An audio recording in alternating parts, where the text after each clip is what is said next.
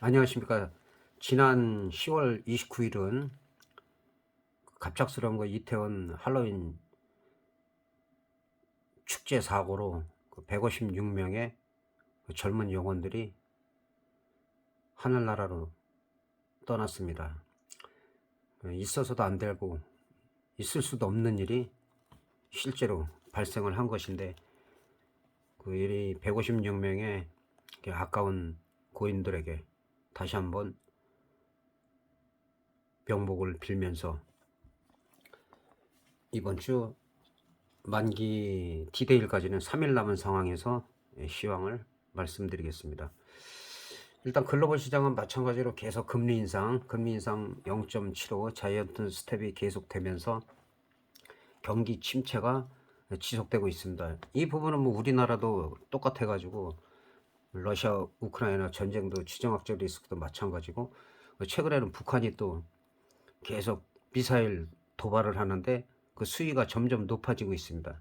그래서 이 부분에 대해서는 우리가 대선이 끝나고 야당이 집권을 하면 이런 상황이 예견된다고 제가 미리 말씀드렸었고, 지금 수위가 점점 높아지고 있어요. 그래서 NLL 남쪽까지도 미사일이 발사돼서 공군에서 또 미사일 3발을 인근 해역에 또 발사하고, 그래서 긴장감이 계속 높아지고 있는 상황에서 특별하게 지금 현재 상황에서는 뭐 호재가 보이지도 않고, 그렇다고 뚜렷한 악재가 또 강력하게 나올 수 있는 상황은 아닙니다. 그래서 지금 이제 궁극적으로 가장 중요한 것은 이제 금리 인상이 계속되기 때문에 이 부분은 긴축 정책을 하는 동안에는 경기 침체가 계속될 수밖에 없다.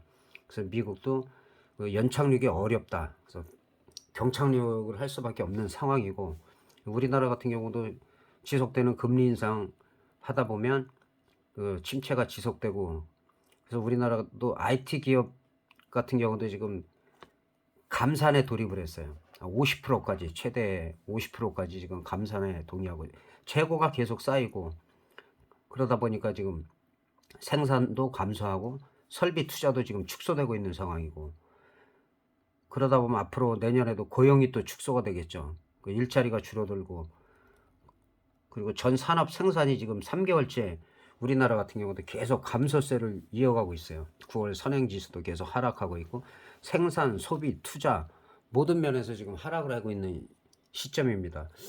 그래서 특별한 호황세가 없는 상황에서 제가 사실 한 3, 4주 전에도 이 바닥, 이 미국 같은 경우도 우리나라도 비슷하다고, 쌍바닥을 과연 지지하느냐, 지지하고 올라가면 여기서처럼 이런 단기 랠리, 이거는 추세 상승이 아니라 그 다음에 하락장 속에서 베어마켓 랠리가 나올 수는 있다. 또 한 번 나왔어요. 비슷하게 항상 올라간 만큼 비슷하게 올라가요. 하락할 때도 마찬가지. 근데 이제 만약에 하락을 한다면 지난번에도 요 동그라미 친점이 1차 3만대가 저항선이다. 여기 올라가서 지지가 돼야지만 추가 상승할 수가 있다고 해서 단계별로 이렇게 라인을 쳐놨어요. 그래서 미국 시장 같은 경우도 견조한 모습을 보이고 있고, 어려운 상황에서도 꾸준하게 상승 시도를 하고 있습니다. 그러나 이게 완전한 추세 상승은 아니다. 우리나라도 비슷하죠. 이 두 라인 여기를 안착을 해야 된다. 이 동그라미. 그 부분도 여기 바닥 찍고 올라갔다가 과연 이 자리를 지켜지느냐, 아니면 밑거리를 여기까지 오기 전에 이게 쌍바닥에서 한쪽을 쳐든, 엉덩이 한쪽을 쳐든 그런 흐름이 나오는 게 가장 좋다. 그 흐름이 다행히 나오면서 완만한 상승을 이어가고 있어요. 그런데 뭐 이게 엄청난 추세 상승은 아니다. 이 부분에서는 지금 그래도 윗거리가 달려도 양봉으로 달리고 있고, 다시 한번 그 돌파 시도를 노리고 있어요. 그래서 두 번째는 이 라인 2420 정도를 과연 바로 돌파하느냐, 관건이라고 볼 수가 있겠습니다. 그래서 지금 설명드린 대로 아직까지는 여러 가지 경기 지표라든가 좋아지는 모습이 없어요. 없는 상태에서 베어마켓을 랠리다. 이건 추세적으로 뭐 베팅을 강하게 하고 그럴 분위기는 아니라는 거 다시 한번 말씀드리겠습니다. 그리고 이제 선물 옵션 같은 경우는 디데이가 지금 목요일이기 때문에 그 월, 화, 수 그 3일밖에 남지 않았어요. D-3일인데 먼저 일단 선물을 먼저 살펴보도록 하겠습니다.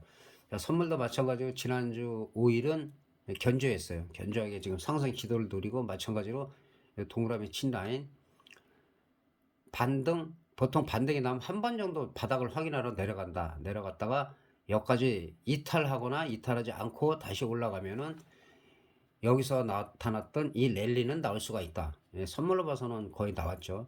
나왔고 5포인트 이상을 지금 반등을 줬기 때문에.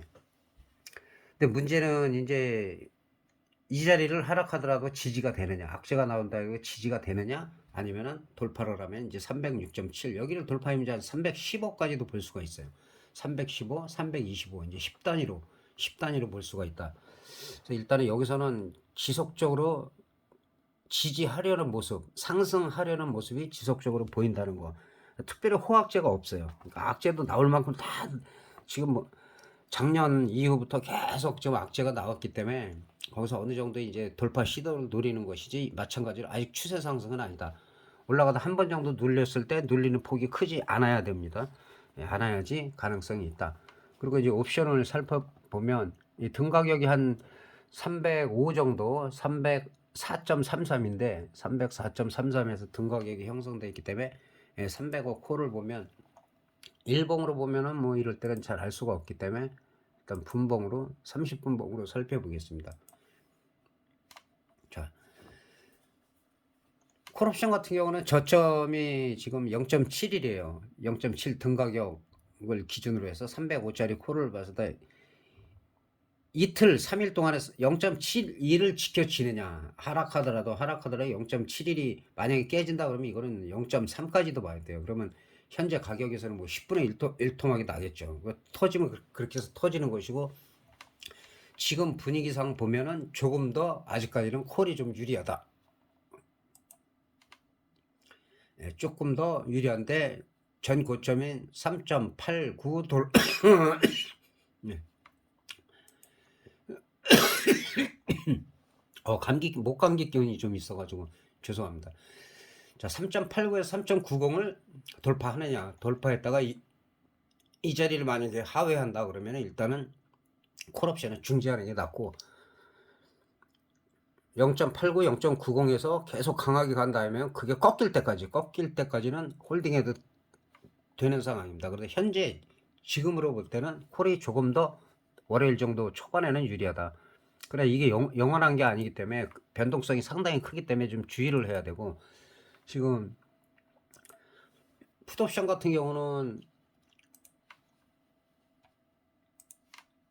풋옵션 305 풋옵션을 보면 먼저 일봉으로 살펴보겠습니다. 이거 지난번에 한 3주에 걸쳐서 저점에서 지금 이건 내가격 쪽에 가까우니까는 뭐 한 1000% 넘게 올라갔지만 실질적으로 외가격에서는 3800%, 3900%가 터진 상태에서 지금 이 저점을 깨냐 안 깨냐, 2.25를 지켜지느냐 아니면은 2.25를 깨느냐 하면 이거는 속절없이 지금 이 추세라는 게 무서운 게 올라갈 때는 고만 가겠지 해도 계속 가고, 떨어질 때는 그만 떨어지겠지 해도 계속 떨어지는 거기 때문에 지금 자리는 풋옵션이 좀 위험한 상황이다. 그래서 2.25 아까 그 바닥에서 고점까지 올라갔던 그 자리가 2.25 자리가 지켜지느냐, 2.25가 깨진다 하면 풋옵션은 아니에요. 일단은 프리미엄을 무섭게 죽이기 때문에 만개에 가까울수록, 그래서 그런 부분을 보시고, 그러니까 현재 상황에서는 월요일날 그 초반입니다. 초반까지 봤을 때는 콜이냐 풋이냐, 일단 콜이 좀 유리한 상황이고 풋은 좀 저점이 지지선이 없이 무너질 확률이 있다. 일단 그리고 난 후에 만약 월화가 콜옵션이 너무 많이 올라갔다 그러면 오히려 콜옵션에서는 늘 말씀드리지만 만기 전날이나 만기 날은 터질 게 없다. 지금 콜옵션 같은 경우는 이제 외가격 기준으로 보면은 뭐 한 300%, 400%, 500%까지도 나온 상태에 저점에서, 그렇기 때문에 100%만 더 올라가도 1000%가 도달하기 때문에 뭐 1500%, 2000% 가더라도 만기 전에 갔다 그러면 만기 날은 프리미엄을 만기 전날, 만기 날은 크게 죽인 다음에 시세가 날 가능성이 있다. 그리고 만기 전날 너무 크게 터졌을 때는 프리매매에 죽는다 하더라도 대박보다는 중박 정도로 보고선 매매를 하시는 것이 유리하다는 거 말씀드릴 수가 있겠습니다. 만기 전날 그 시간이 되면 다시 한번 영상을 올리고, 그리고 항상 파생하시는 분들이 좀 많이 계신데